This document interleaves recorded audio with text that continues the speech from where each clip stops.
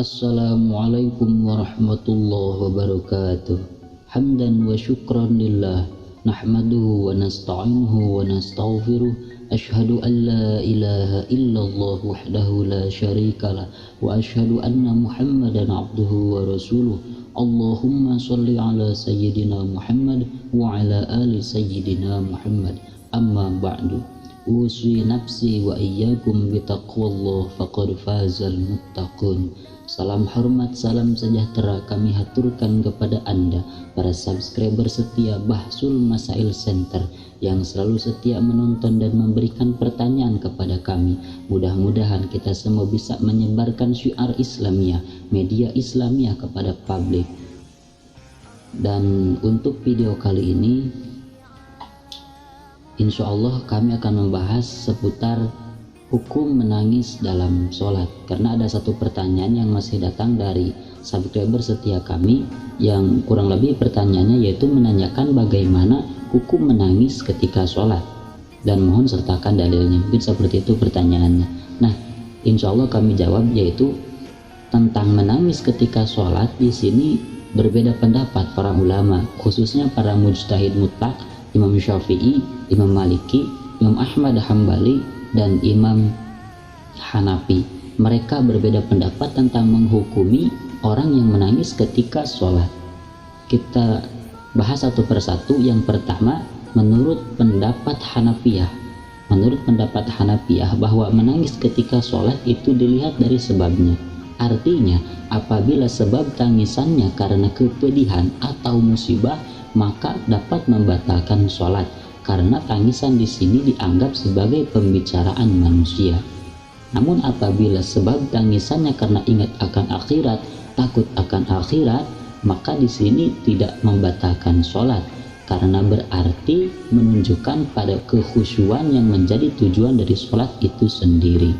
Dan menangis seperti ini menduduki makna tasbih dan doa.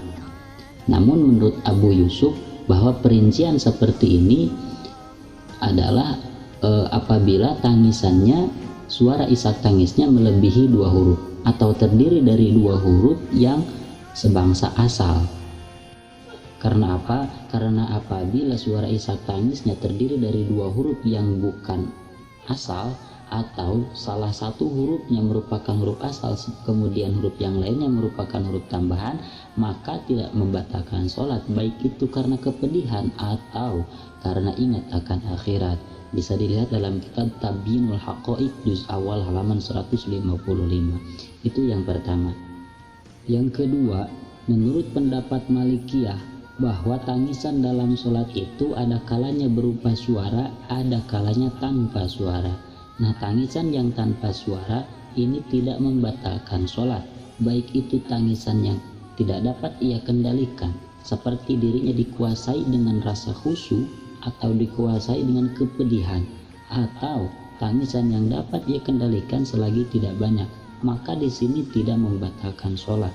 Lain halnya dengan tangisan yang berupa suara, maka apabila mampu ia mengendalikannya, maka dapat membatalkan sholat.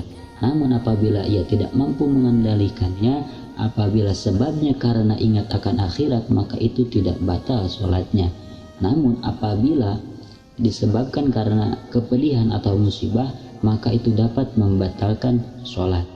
Nah, referensinya dalam kitab Mawahibul Jalil juz 2 halaman 33.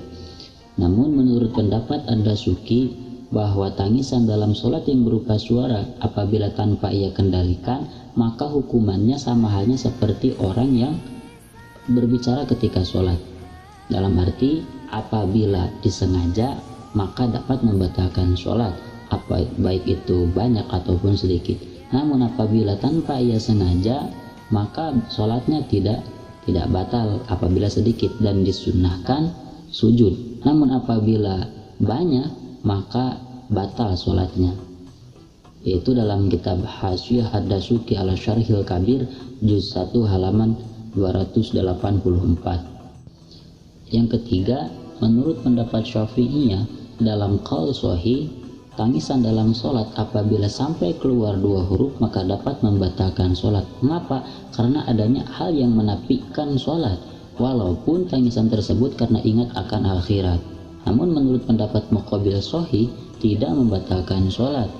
Mengapa? Karena tangisan tidak tergolong pembicaraan, serta tidak dapat dipahami. Tangisan hanyalah serupa dengan suara murni, yaitu dalam kitab Nihayatul Muhtaj juz 2 halaman 34.